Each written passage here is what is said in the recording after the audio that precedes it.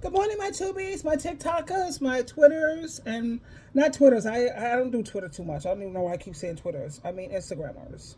Yeah, right now we're going to talk about what a narcissist will never tell you. I'm going to share a clip with you, and then I will be back with much more information. I'll be back with my commentary. Or anything. I'm the NCOs from when I was it was Riley. Hold on, It was Riley. guys. Okay, hold on, guys, with me. Bear with me, guys. What a narcissist will never tell you. And if you haven't seen me before, my name is Jules, and I'm a narcissistic abuse survivor. I'm here to share my experiences and my story to spread it.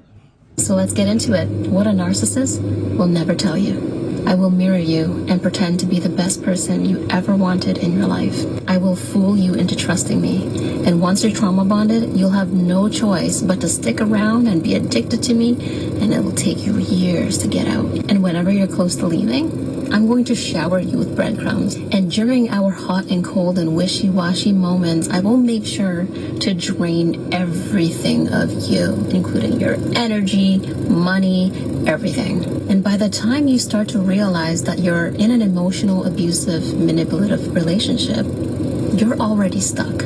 I am using you, and I will damage your brain and give you CPTSD, PTSD. And after I get bored, I'm gonna act like you never existed. I'll have fun with so many other supplies here and there and all my exes, and once I'm bored with them, maybe I'll try you again. All I gotta do is give you a little sob story or tell you how much I miss you, and you'll come running back because I know you'll never leave me. I create my own lies and believe them. I will never be accountable or responsible for anything that I do to you. I own you, and your purpose is to serve me. Stop telling me about how much I'm hurting you. I don't care about your feelings because it's not affecting me. But one thing I will make sure of is that you will never be able to treat me the same way I treat you. Because even if you come close, I will punish you. I will emotionally torture you until you cry, and you will be the one apologizing to me. And if you ever find the strength to leave me, I will put every single blame on you. Everything is your fault.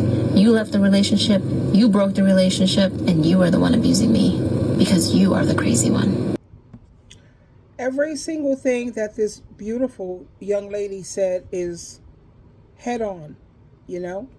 I was trying to explain to my ex-husband, telling him that he was a narcissist, and he's constantly telling me, no, I'm not a narcissist. That's not true.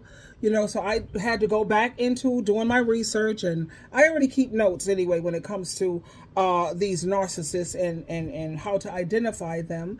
It's hard to be humble when you're one of the most talented, intelligent, and good-looking people in the room.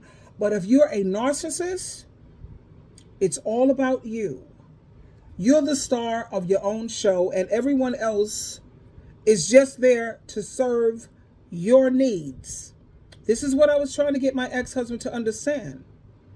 If that sounds like you, then you are most definitely a narcissist. Now let's look at what are the traits of a narcissist. People with narcissistic personality disorder, NPD, 1, they expect to get special treatment. Check, that was him. They exaggerate their own smarts, success, power, and looks. He's always telling me, like when I say, why should I be so happy with, you want me to do this for you, and what do I get out of it? He's telling me, well, you got me. You get me out of it. And exactly what does that consist of? Because as far as I'm concerned, having you, it just means extra work.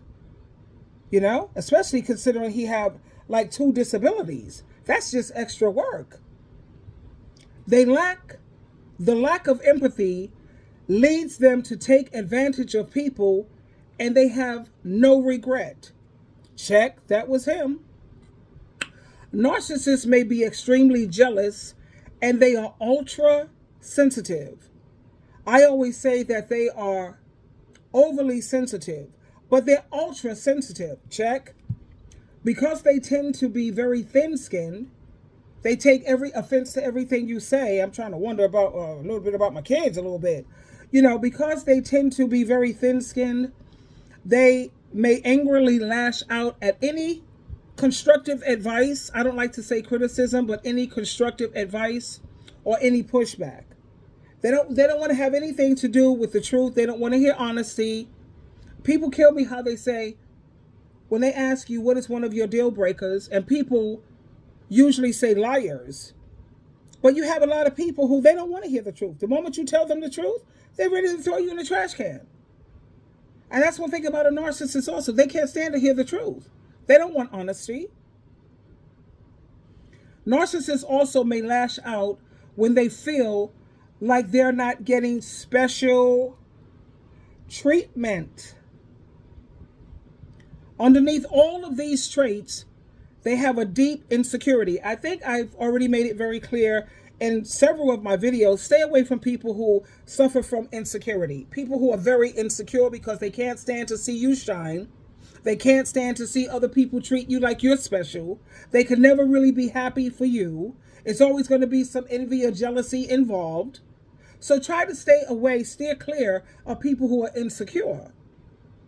And narcissists, they find it super difficult to have healthy relationships.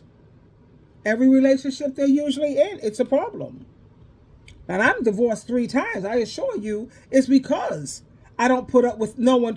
You cheat on me, you don't roll the dice twice. You don't get to cut my throat a second time. And that's the reason why I'm divorced. And my thing is, if I was the problem in the relationship, here's the clincher. If I was the problem, why didn't they leave me? Why was it that I had to file for the divorce? Why didn't they file for the divorce? Why were they fighting to hold on to me? But I honestly had to have police come, order of protections or restraining orders against them.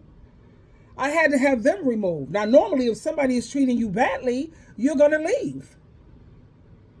So if I was the problem, then they would have been running to the divorce court. They would have sat up here and left me. They was fighting like hell to hang on to SheilaTruelove. They always have difficulties trying to have a healthy relationship. They're very self-centered. They have a sense of entitlement or superiority. As we know, they lack empathy. They lack compassion and feeling for other people. And they don't care. This is the thing that identifies them very clearly. They don't care if they hurt people. They don't care if they're going around using women, putting your eggplant all in their mouth and shoving it all down their throat when you know damn well you don't care about this woman. You don't love this woman. You don't care about her. You don't even like her. And you can honestly sleep at night after you do things like that. Really? And you don't see where there's narcissism in that? They're manipulative and they're very controlling. They use emotions to manipulate people. And like I said, they are extremely jealous and controlling in relationships. They have a strong need for admiration. They want people to constantly validate them, constantly tell them, give them praise. They demand praise. They like to always be the center of attention. And if the spotlight is not on them, that's a problem. It's difficult for them to, how about this? They always overreact to constructive criticism or constructive advice. They overreact. They have a hard time admitting when they are wrong. Humility, that's Christ-like. And they're easily wounded. They're quick to feel hurt. And they always feel that everybody else is wronging them. Everyone else is doing wrong to them. So now what causes a person to be a narcissist? It's probably a combination of genetics and neurobiology. Genetics, neurobiology, meaning that's how their brain is wired and how it affects their behavior and their thinking. And it's also caused by their environment, the way the person was raised and the way they was treated by their parents. Now, a lot of us had rough upbringings, but a lot of us, we knew how to build a bridge. We knew how to get over it. We knew how to just move on, heal ourselves, reading, journaling. We managed to get through it. Whereas narcissists, whatever happened to them in their childhood, they just couldn't seem to get past it. A lot of people in this world, like I said, are built out of aluminum foil. And then you have other people who are built out of iron and steel. They're strong. They know how to bounce back. But when you built from aluminum foil, it's easy to just tear you up, break you down, crumble you up, whatever, whatever. You know? Now, let me see here. It says people with narcissistic personality disorder, they tend to have a distorted self-image and they are intensely preoccupied with themselves, which adds to their lack of empathy. They're not interested in your feelings. They're just not interested in feelings that aren't their own. Put it that way. They also tend to string people along. They want to give you a crumb here, a crumb there. You giving them the whole cake or you giving them the whole loaf of bread. They'll break off a piece of the crust and throw you a crumb. And that's just to string you along and keep you on the hook. And what narcissists want, what they do is they look for people who are vulnerable. Like if you are a person who's been through abuse or you're a person who's extremely lonely, what they do is they love bomb you. That's the grooming. They're grooming you. And that usually lasts for between 4 to 12 weeks. That's like 3 months. And then after those 3 months, or some of them after a month, 2 months, but usually it's up to 3 months, 4 to 12 months, where they're love bombing you. They're everything that you want them to be. You like going to church, they're going to church, they have a Bible study, they're in agreement with everything, whatever you like, they like, whatever you want, they're doing it. They're very, very accommodating, very, very attentive. They want to call you every day or texting you every day, which I told my ex, he kept trying that nonsense, trying to send me texts every day, or you want me to call. Oh, no, don't do that. Because they're trying to get you to depend on that. And then when you don't get the text or you don't get the call, you feel like you lost something, you know? Which personally, if I lose that, no love lost. I promise you, no love lost, you know? Like I said, a woman should always be with someone who make more and have more than them. And he don't have more than me. He don't make more than me. And he's not very generous. You know, very cheap, very stingy, very penny pinching. I can't be bothered with that, y'all. No. So like I said, I don't sweat me falling back into that situation romantically. I don't have to worry about that because no, he's not on my, I have to have someone who's on my level. And if a person can't stimulate me mentally or build me up spiritually, I lose interest anyway. I mean, that usually don't last. It usually fades out. Or I usually don't stay in contact with a person who can't really stimulate me mentally. So no. So once they start grooming you with the love bombing, that's setting you up. That's to get you to fall into the trap. And then when they have you in the trap, now it's time for them to start the devaluing, the gaslighting. And they want to see if you're going to stay there and take it. And if you show them that you're not afraid to pick up and walk off and leave, and they see you getting ready to leave, now they're ready to start love bombing you again, maybe for another month. And then they're trying to get you used to it. They're trying to get you to be dependent on that. Don't do that, sweetheart. Look, let me tell you how I play the game. Once the love bombing stop, I'm out. Bye.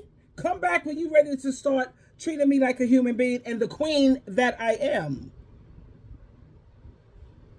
But that's what it's all about. Them setting you up, getting you used to these phone calls. They want to call you every morning. They want to text you every day. That's the grooming. Are you getting used to it? Be careful. Let's go back and listen to this young lady again because she was just so very clear when it comes to what a narcissist will never, ever tell you. Be careful. Listen, not with your ears, with your eyes. You have a mother that does not. What a narcissist will never tell you. And if you haven't seen me before, my name is Jules, and I'm a narcissistic abuse survivor. I'm here to share my experiences and my story to spread it.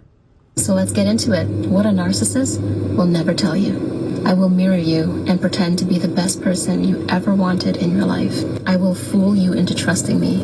And once you're trauma bonded, you'll have no choice but to stick around and be addicted to me, and it will take you years to get out. And whenever you're close to leaving, I'm going to shower you with breadcrumbs. And during our hot and cold and wishy-washy moments, I will make sure to drain everything of you, including your energy, money, everything. And by the time you start to realize that you're in an emotional, abusive, manipulative relationship, you're already stuck.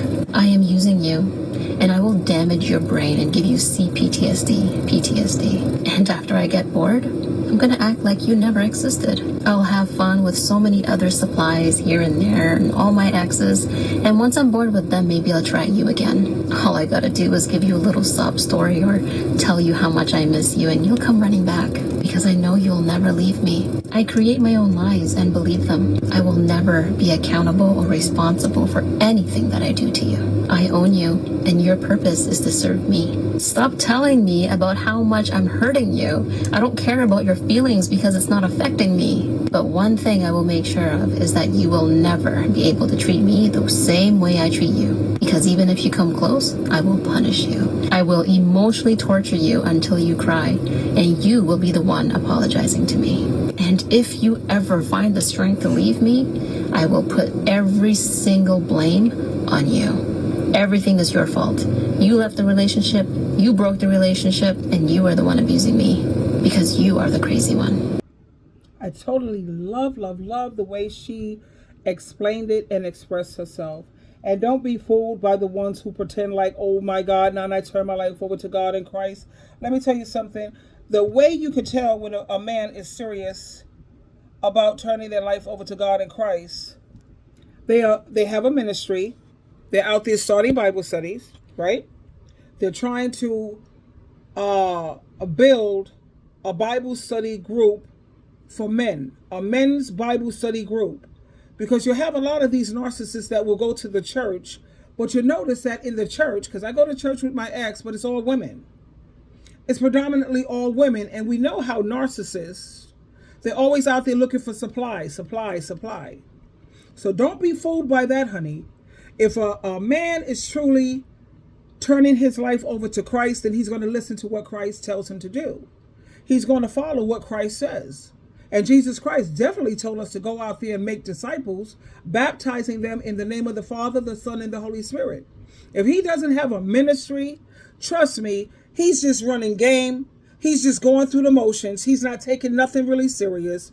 It's him looking for supply, and it's a setup. He's looking for someone he can groom, love bomb, for maybe, a good 12 weeks. And then, bam, he pulls the rug from under them.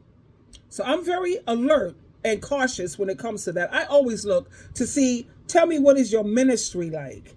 And if they don't have a ministry, they're just going through the motions. They're supposed to be building a brotherhood. I love being a part of the sisterhood. They're supposed to be having a brotherhood, a male Bible study group brotherhood. Don't be fooled.